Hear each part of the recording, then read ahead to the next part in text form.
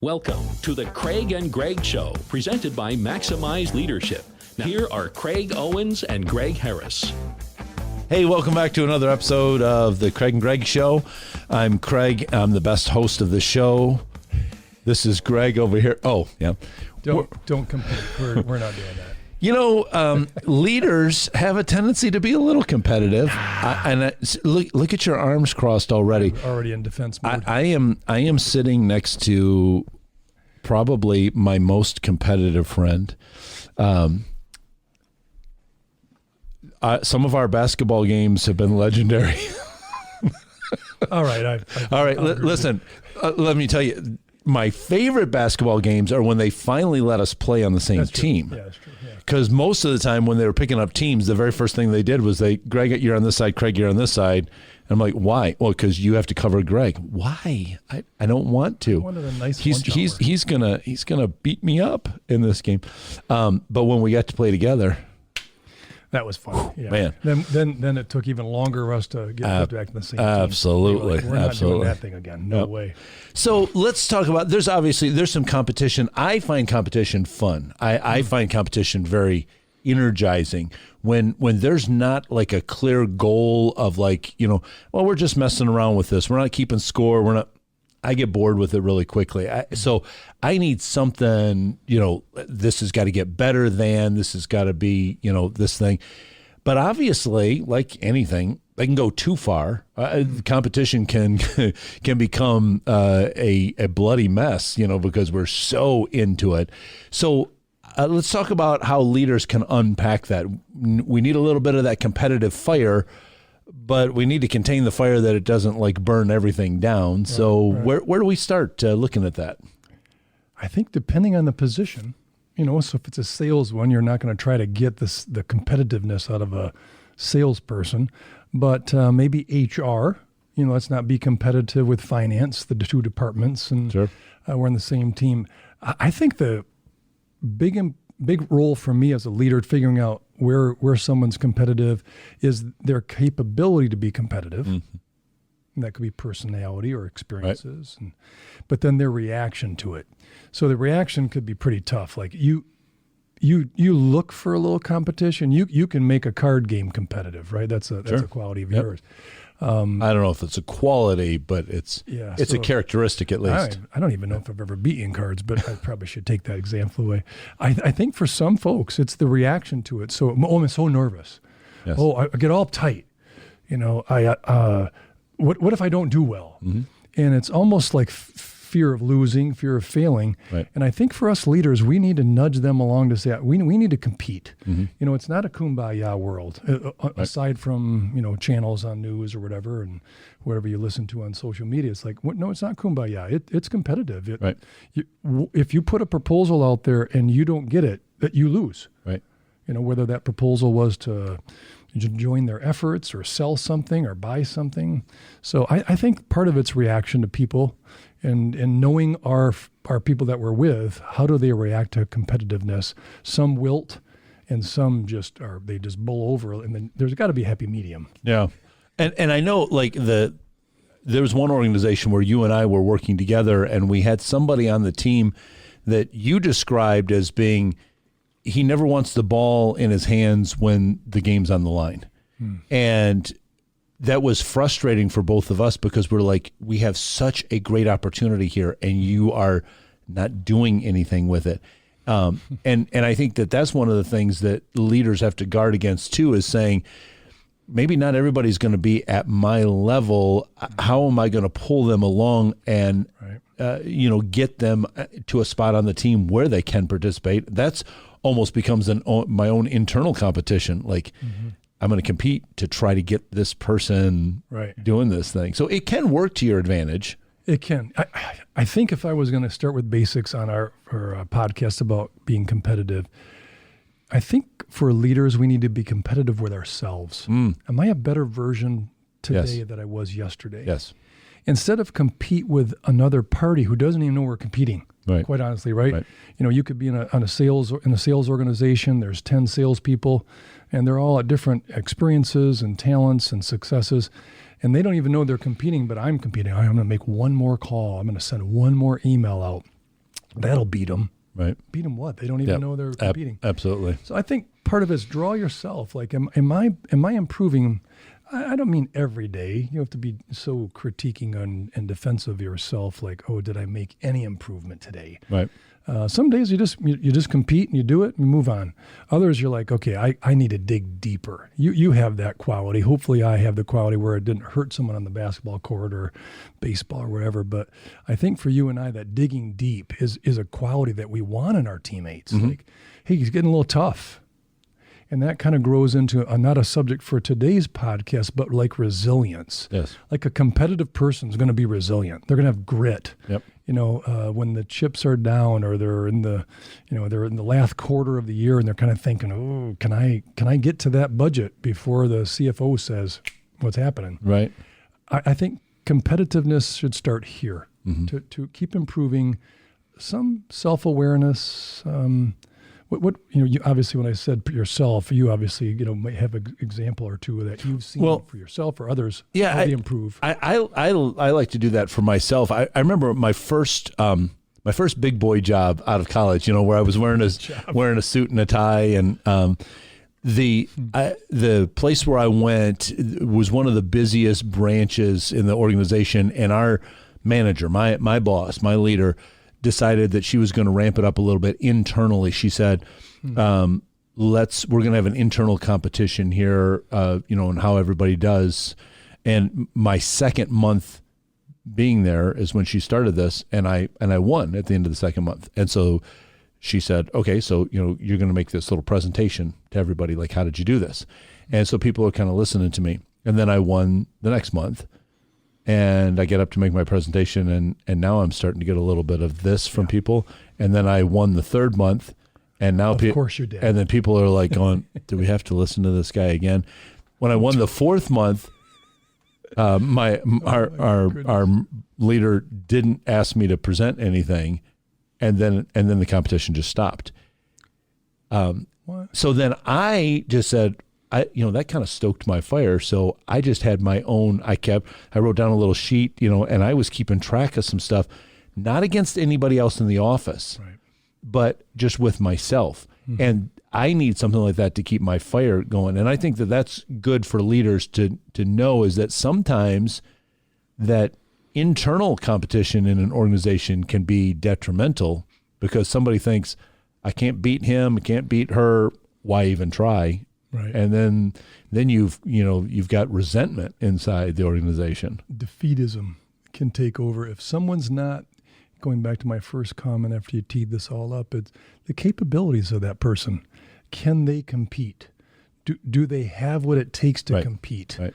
And that as a leader, we kind of have to watch, like, he's not quite there yet. Right. So we don't want to crush him, with the results. Right. So like, take sales organization. You can go to any, awards for the best teacher in the school, or an award for the cleanest city, or, there are all kinds of awards.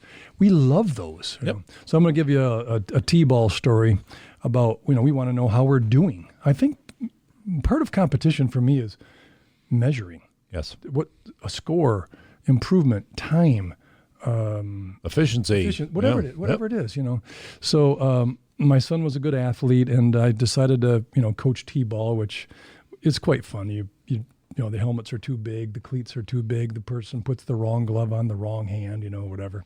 It's just fun. So this particular league says, hey, this is a participation league. So at that point I thought, so I can't throw up in my mouth. That's going to be a bad thing. So I bit my tongue on that one. But like a participation league, I can't wait to hear what this was like. Well, they're just getting started, so they need to learn the game. Yes, they do. They need to know at the very end there was a W and an L. Right. No, not this league. Everyone bats. Okay, this T-ball. So my team had 12 people. This team had 13 or 14. So we're in the field. They get up to the plate. There's the tee with a rubber stand, and the ball goes on there. And his coach is there. So he swings 3 times and hits the tube, never hits the ball. My guys in the field are like, this is boring. This is not what I was expecting. Right. So 14 people go around the bases. They got to go across home plate, even if they never hit the ball. Okay. We get up to plate. We hit the ball, score some runs, real score. But they're thinking, hey, they got 14 players. They scored 14 runs. Even if we scored every one of our 12, we're still down 2. Right. But they didn't really earn theirs. Second inning, a couple of guys pull me aside, Coach, how are we even doing? Yeah. Now, they're 5. They want to know, though. How are you doing? That's a good one. So I had to come up with my own game. All right, here's our deal, but don't tell the umpire. If we make an out, that is a point. For example, fly ball to the pitcher. We catch it. We got 1 point or 1 run. That's how we figured out how to measure. Were we getting any better? Sure. The kids loved it. Yes. Even the other players heard from the neighborhood kids, yeah, we won because we got 7 outs and you got 3. And they were bummed because they didn't even know there was a score. Right. And I think people are naturally that way. Yes. Like, are you going to reward me for really winning this, right? Yep. Not the uncomfortable situation you were with where like, okay, so 4th month in a row and everybody's doing this, Right. So I do think there's something natural about competing. I also understand participation's key. Like everybody needs to play a little bit because they practice and do the running and so forth. But the T-ball one was my big aha early on in coaching, which we still coach. So reach out to us on our website, and we love to coach because we're competitive for you. Yes, absolutely. I think the negative on competition, let's address that. So if you could give me an example, your experience in the business world when it was negative in an organization, what did you do with it? Yeah, it's hard because like you're saying, everybody wants to compete. And so you just have to say, okay, we got to compete in a way that we're all getting better, not in a way that we're, going against each other. One of I think the healthiest competitions that we did was using the Six Sigma initiative because that is so rigorous. You have to, everybody in the organization has to be on their game all the time in order to get to that Six Sigma level. And then that really, I saw a lot of communication and participation helping across departments because we're getting a score for the entire organization. Yeah. There were little scores for the individual departments, but we wanted the whole organization to get that. Yeah. And I think you just have to find ways to, if you do see the negative competition, like you said earlier, HR and finance are like competing over resources, who gets okay, well, let's step back here a little bit. We need to see a bigger picture here. And that's where the leader needs to step in and say, let's not make the competition a bloodbath among ourselves here. Mm-hmm. Let's try to make the competition where we're all winning as the organization. I don't want to give any particular sport any credit because obviously our viewers may not be sports enthusiasts, but competition often is applied to sports. And sometimes you find out that you've got more grit, more resilience when things don't go well. Yes. Yep. But don't go well how? In competition. Right? Yeah, take 2 guys in their boxing ring. He hit me right in the jaw twice in the first round. I had to figure out how to defend it. Well, you got better because he didn't hit you there again the second round. Yep. I'm not trying to be a boxer here, but that's what we do. We adjust to the competition. We do it in business. We do it in life. And I think about winning at all costs. That's kind of the old adage. Well, there is a lot of cost to not winning as well. Exactly. To not winning. So winning at all cost, I'm not talking about cheating and, bribery and whatever else, the whole winning at all cost mentality comes to mind. But winning has a cost if you don't play to win. Mm-hmm. So there's a football analogy, another sport, sorry. But a football analogy is you can't play a collision sport like that or lacrosse or hockey, and you can't play timid. Right. Because you're the one that's going to get injured. Right. Because it's physical.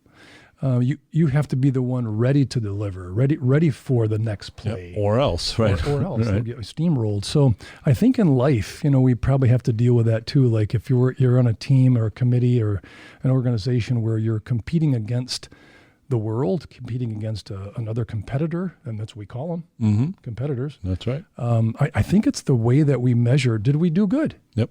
Are we improving? Well, I like, hey, sorry to use more sports analogies, but I really like, Roger Federer, dominated the tennis world, and they said, who has given you the most trouble? And he didn't even hesitate. He says, Rafa Nadal. Right. And then they said, well, who's your favorite player to play? And he said, Rafa Nadal. I remember that. Because that's and I think back to when I first started playing basketball against you. You're a lefty. Right. I'm right-handed.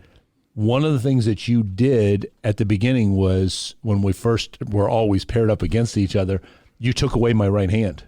I couldn't do anything with you forced me to dribble to my left hand. And I hated it at first because I had not worked on that. I never needed to. And so it felt like I was taking a step backwards.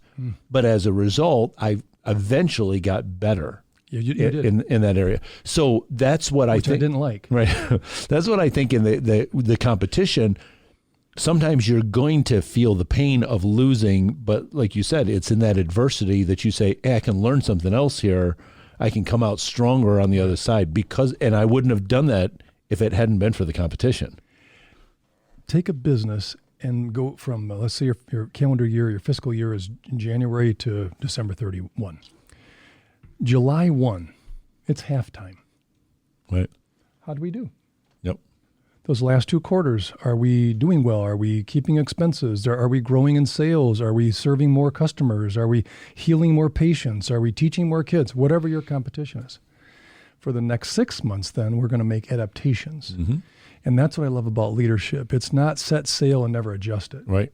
Right? Because the wind changes. And environment changes even in our business. So we didn't even use a sports analogy there. But the halftime of a business calendar year really is a good chance to look back and then plan differently forward because something is working well, stay with it. But we don't know until we can measure. Right. And I think that's the tough part for competition. People are like, well, it's a lot of facts, a lot of statistics. How about feelings?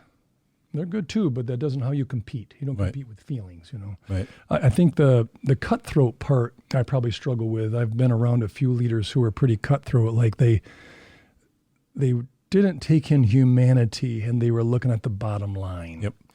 And the bottom line really wasn't the measurement because you know what, that person couldn't affect all the other items, only 2. But then they're like, you got to change what you're doing because it's affecting the bottom line. Is it? Yeah. So I think the cutthroat part is the hard one about competition. I don't know if you've had a coach or a pastor or a teacher, you're like, boy, that's pretty rough. Well, and I think especially when you're looking at something like if you're saying all we care about in this organization is making money. True. Then what you're really saying to the people is that you're not people. You're just parts of a machinery. Yeah. Well, how are you going to motivate anybody with that one, unless you have people that are also motivated by you, like here's a big bonus check at the end of the year. If that's the only thing that that people are in it for, but then they're going to cut whatever corners that it takes to get to that bottom line, to get to that money, even if that means having to fudge some numbers or something. I think we need to have bigger goals to shoot for than just the bottom line, because when we're just fighting for dollars, then it does become cutthroat. I think cutthroat, stab in the back, whatever, cliches you want to use, it just becomes ugly. There's a very positive part to the competition. So you talked about competition when we first teed this up. It's like, I love to compete. I love to know if I won it. And if I didn't win, what did I change? And you've asked me this questions off camera. It's like, so tell me some of the best college games that you ever played in. Best meaning a statistic, or best because it totally changed where I focused my career and I got to really improve here. So I could give you a stat, but I could tell you that game made a difference, and it might have been a loss. Right. Like that really caught me on the top of the head. Like, all right, I can't keep playing like this if I'm expecting to win. Yes. And if you're going to put your time in, why not win? Or why not play to win? I guess is the better answer. Because you can't guarantee a win, but to play to win. So I think I don't know what podcast. I know I've shared this with you before. I coached high school football for 20 plus years. And one particular rivalry at halftime, we were down 28-0. We were not that off from the team we were playing, but it was a good rivalry. So I asked a couple of the guys, captains and leaders on the team, so what's going on out there? I mean, I don't see you guys run into the ball. I don't see you running on the kickoff. I don't see you just trying. Oh, well, we're giving about 80% tonight. Well, how did you pick that? Why would you do 80? I mean, you practiced all week. Why not give 100? Well, if it doesn't work out, then it hurts if you gave 100. It hurts to hear that. Yeah. As a coach, so I don't even know if I'm calling the right plays because you're giving 80%. And I think that's the hard part in life, not just business or sports. It's like, if you're not giving your all, granted, you might be protecting yourself from I don't think I can win, but you'll never know unless you play to win. Right. That's the key. I love a couple of these lines. I think we probably attribute this to Barry Sanders, one of our favorite Detroit Lions ever, and clearly one of the most exciting running backs ever in history of the NFL. I mean, for sure. Yes. Just amazing guy. Well, one of the things is, when he would get to the end zone, he just flipped the ball to the referee. Yep. And someone was like, well, where's all the celebrations and the showboating and so forth? No, I was taught if you get to the end zone, act like you got there. Right. Been there for. Yeah. It's not celebrating like this is my first time. I think that's where competition might need to make that adjustment in my head. Act like you've won before. Mm-hmm. Don't act silly. I mean, you just celebrate. Sure. Appropriate celebration. Yeah, right. have fun. But so in business, the same way. Yep. Whether you're in a nonprofit or a for-profit, you still got to run a business. You got a bottom line. Well, you know what I'd add on the other side too is that I see some coaches on the sideline that if the team has one negative play, when you look at the reaction, you would think that they just lost the game as one play. Mm-hmm. So let's keep that in perspective. When you get in the end zone, act like you've been there before. Right. If you have a little setback, don't make that the end of the world either. Hey, we lost that one client. That's not okay, well, we lost the game. Let's just close up and go home. Okay, we lost that one client. We lost 5 yards. What are we going to do on the next play to get back? Yeah. Let's keep it in perspective here. And I think that's how you can keep the competition fighters, working effectively. This isn't in my notes, but I led an organization for 20 plus years, a lot of great salespeople. And my challenge wasn't, to follow them around or micromanage them. My real goal was to create an environment where they compete and work together, which is quite an anomaly, right? Mm-hmm. But they all started setting up little small groups. So it'd be you, me, Billy Bob, and Mary Sue. And we're competing on how many prospect calls we're going to make on Monday morning before noon. Mm. And then they had to send it to each other. And then someone got a win and they got a free meal. Nice. But it was just a microcosm of competition to an organization that competes. But we had to kind of whittle it down to doable actions. Yes.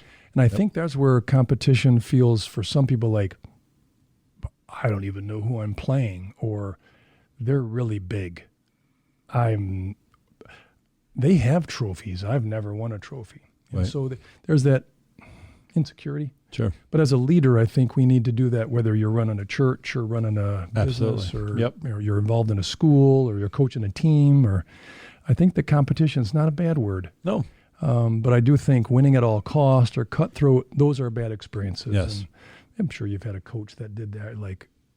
So coach, that you just cheated to win. Yeah, well, and I know you've seen Little League coaches that are having, pitchers throw pitches well before their arms are ready to do that. Yeah. And you're like, you know what? You might win a game now, but that kid is never going to go on to high school because his arm's going to be completely shot before he even gets there. So, so you're trying to win now, but at what cost? Right, yeah. I think I will admit I really do like to compete. I could probably say maybe a couple notches. I also like to win. Sure. But as I've admitted, to you, I probably could write one book on great games, great successes in business or life. And I could probably write the trilogy on, making a mistake on the field or in the boardroom, whatever. Right. But those are learning points. Yes. And if you don't compete at 100%, you don't know if you actually could have won. I mean, you leave it to, I didn't try my best. Okay. So go back and try again. Exactly. Right. So I do have a disdain for losing, but I have an appetite for learning from it. And I think that's our challenge as leaders is, as we get with teammates. So what'd you learn? So what do we do different at halftime? Yep. Next time you're in the game, what do you do? Whether it's in business or not. But well, you got a quote here from a renowned gymnastics coach. It's simple, but what is it? Yeah. Well, Bella Caroli had a lot of famous gymnasts and did a fabulous job working with a lot of countries and a lot of different Olympics. And the Olympic is, it's 4 years of training and then you have like 2 weeks. Yep. I mean, it's really quite small. And how do you stay competitive for those 4 years? Yeah, wow. I know. But Bella says, no competition, no growth. Yep.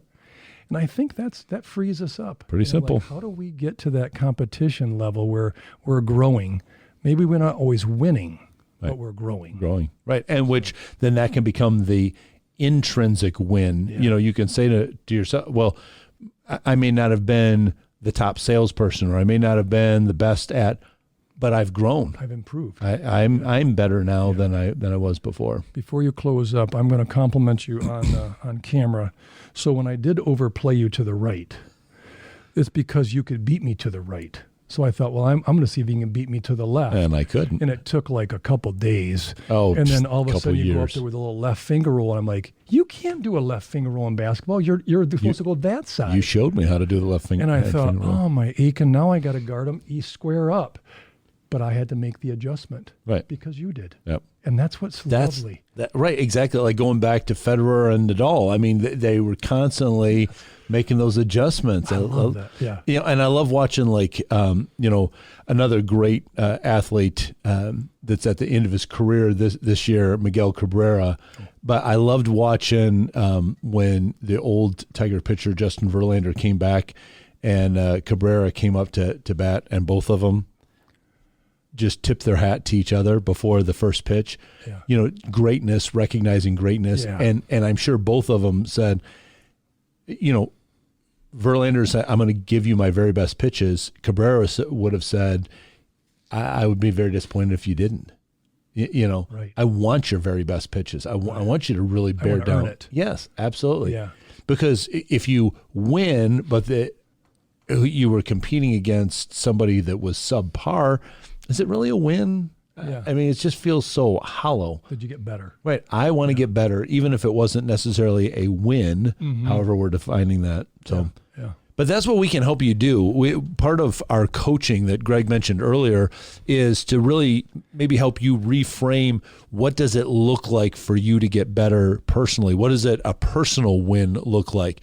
You can harness that creativity and that competition, even if it's internal with you. So if you go to maximizeleadership.com, check out our coaching page, fill out the form on there, tell us what you're struggling with, tell us, this is a hurdle I'm trying to get over. This is where I want to get better. This is how I want to compete. Just whatever information you want to fill out there, we'll read that. We'll get back to you and tell you how we can work with you as coaches.